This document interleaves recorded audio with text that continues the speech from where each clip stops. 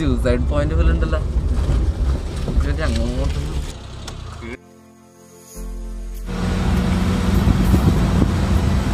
ഒരു യാത്ര എന്ന് പറയുമ്പോൾ നമുക്ക് എപ്പോഴും ഒരു ഹാപ്പിനെസ് ആണ്. ആ ഹാപ്പിനെസ് കാണിക്കാൻ വേണ്ടിയിട്ടുള്ള ഇന്നത്തെ ഒരു വീഡിയോ, ഒരു വ്ളോഗും കൂടി തന്നെയാണ്.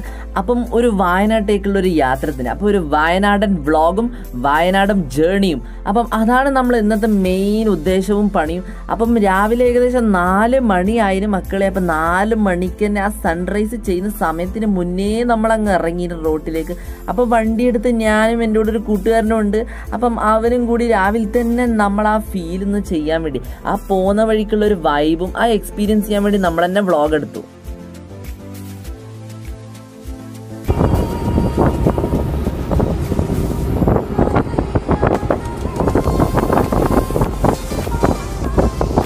അപ്പം ഇത് കണ്ണൂർ ഹൈവേ തന്നെയാണ്. അപ്പം സമയം 5:30 ആയിട്ടുണ്ട്.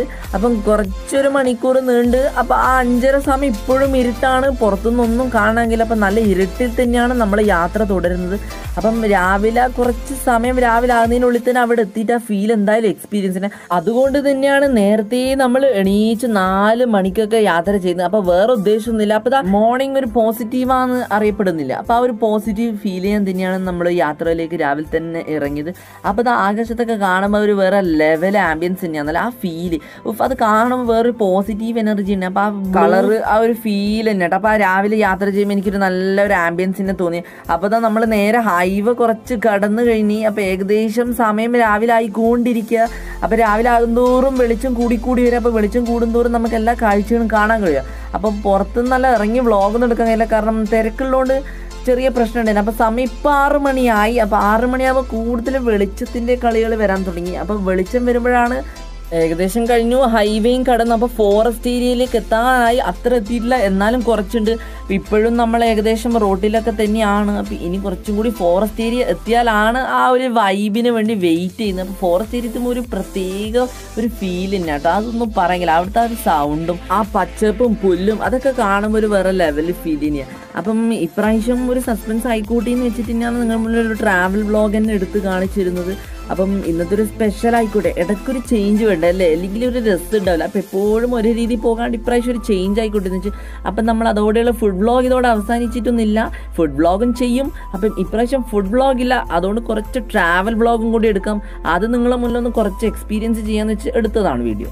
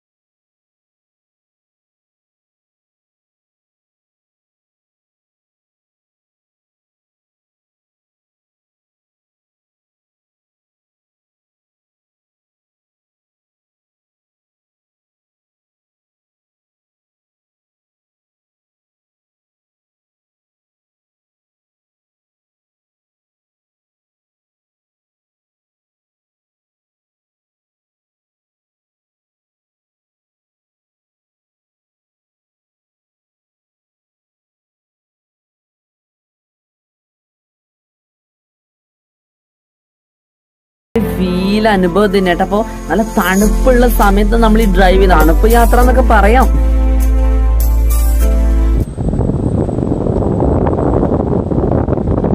അപ്പോൾ എല്ലാവരും ആ സൗണ്ട് കിട്ടിയില്ല. അപ്പൊ അത്രയും തണുപ്പുണ്ട്. ആ തണുപ്പിലാണ് യാത്ര. അപ്പൊ നമ്മൾ മെഗാ യൂട്ടേണൊക്കെ അടിക്കാൻ പോകും. അപ്പൊ ആ യൂട്ടേണൊക്കെ അടിച്ച് അപ്പോൾ ഇനി ഒരു മെയിൻ സ്പോട്ടിലേക്ക് തന്നെ പോണ്. അപ്പൊ സെക്കൻഡത്തുള്ള ടൈമിൽ നമ്മൾ മഞ്ഞ് നല്ലോണം എക്സ്പീരിയൻസ് ചെയ്ത് പിന്നെയുള്ള സ്പോട്ട് നിങ്ങൾ എന്തായാലും കാണേണ്ടത് ഒരു അത്ഭുതകരമാണ്.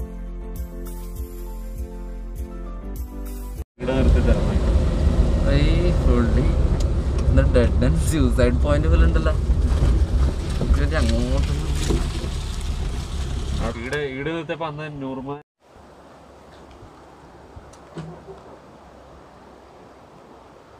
താഴൊക്കെ മറ്റേ വെള്ളത്തിന്റെ ശബ്ദം കേൾക്കുന്നേ. അപ്പൊ സ്പോട്ട് കണ്ടില്ലേ, കണ്ടാലില്ലേ ഒന്നും മനസ്സിലാവില്ല. ഒന്നാമത് മഞ്ഞുകൊണ്ട് നല്ലോണം മൂടിയിട്ടുണ്ട്. അപ്പൊ താഴേക്ക് ചാടിയാൽ പിന്നെ പൊടി പോലും കിട്ടൂല മാഷെ. അപ്പൊ താഴെ നോക്കിയാൽ ഒന്നും കാണാനില്ല, വെറും വെള്ളത്തിന്റെ ശബ്ദം മാത്രമേ കാണാനില്ല. അപ്പൊ മഞ്ഞുകൊണ്ടൊരു മത്സരം തന്നെയാണ്.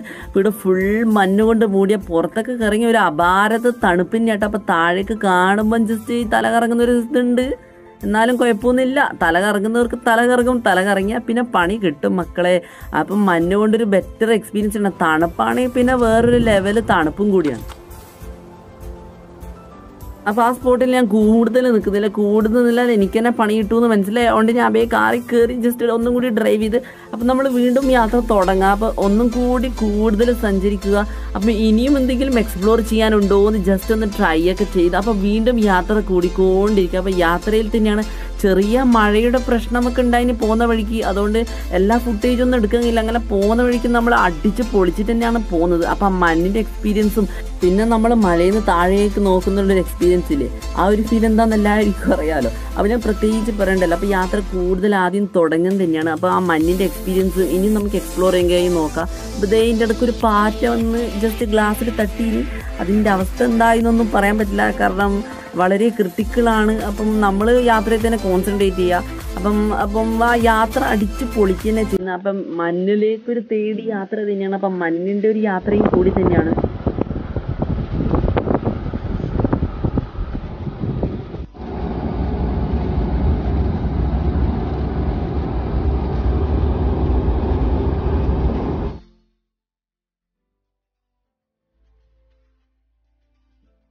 ഏകദേശം നമ്മളൊരു സ്പോട്ടിലേക്ക് എത്താനായി. അപ്പോൾ ആ സ്പോട്ട് ഞാൻ ഇപ്പം പറയുന്നില്ല, അവിടെ എത്തുമ്പം പറയാം. അപ്പോൾ അത് ആ സ്പോട്ടിലേക്ക് എത്താനായി. അപ്പോൾ ഏകദേശം നമ്മൾ മലയിൽ നിന്ന് താഴേക്ക് ഇറങ്ങി ഇപ്പോൾ ഒരു റോട്ടിലേക്ക് എത്തി. ജസ്റ്റ് ഈ സിറ്റിയിലൊക്കെ എത്തുന്ന പോലത്തെ ഒരു ഫീൽ എനിക്ക് തോന്നിന് ആ സമയം. അപ്പോൾ നമ്മളിപ്പോൾ ഫോറസ്റ്റിലല്ല, ഫോറസ്റ്റ് ഏരിയ ഏകദേശം കഴിഞ്ഞു. ഇനി കൂടുതലും ഫോറസ്റ്റ് ഏരിയ വിട്ടുള്ള കളിയാണ്.